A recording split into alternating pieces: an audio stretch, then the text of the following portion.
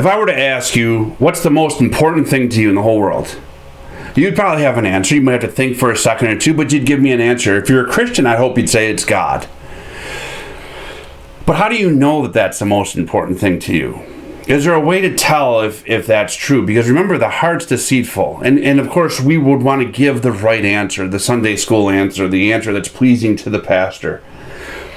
But is that truly what is the most important thing to you? How would you be able to tell? This is kind of the warning that Jesus gives us in chapter 8, verse 36 of Mark, when he says, "For what is a profit a man to gain the whole world and yet forfeit his soul?" That's a wonderful passage. That's a wonderful verse that we can kind of take and ruminate on and meditate on and to think through our lives. See, there's a lot of good energy that we can spend in our lives, a lot of time that we can spend on things in our life, and that we should. Finances is one. Nobody should neglect their financial health or their physical health. That's another one. It is good to make sure that you're physically fit. Your home life, your family, your children, your career. I mean, to lavish time, to spend time on these things is good. The problem, though, becomes when I am lavishing almost all of my time on these things and I'm not giving adequate time to my soul. Because if that's what I'm doing, then what I'm doing is I'm trying to gain the whole world while neglecting my soul. And Jesus reminds us that there's no profit. In this rhetorical question, in this verse, he reminds us that there is no profit in that. It's a fool's errand. And I don't know about you, but for me, time to time, I need to take a step back and look at my life. And look at how much time I am giving to the things of my soul versus the things of the temporal world. And sometimes I catch myself, man, I'm more interested in making money than I am spending quiet time with God and having Him search my soul.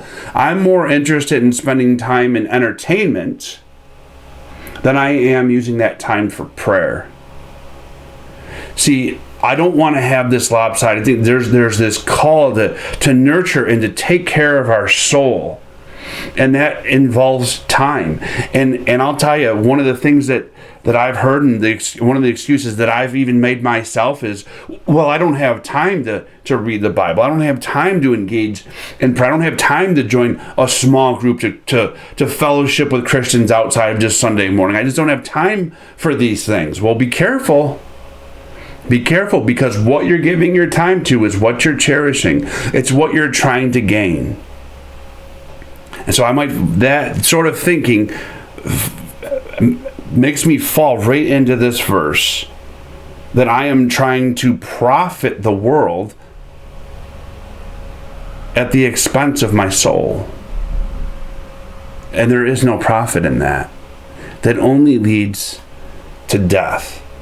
So that's my challenge for us in this devotional, is to look at our time spent and make sure that we are actually nurturing our soul, that we're spending an adequate amount of time on our soul. And maybe that might mean that you've got to look at those things in your temporal life with your finances and your health and your home and whatever else you've got going on, and go, something's got to give here. I've got to give up something in one of these categories to make room, to make time, to make sure that I am doing the things that I need to do to continue to nurture my soul, to grow in holiness, to grow in Christ likeness. Because those are the things that lead to eternal profit, not any of these other things.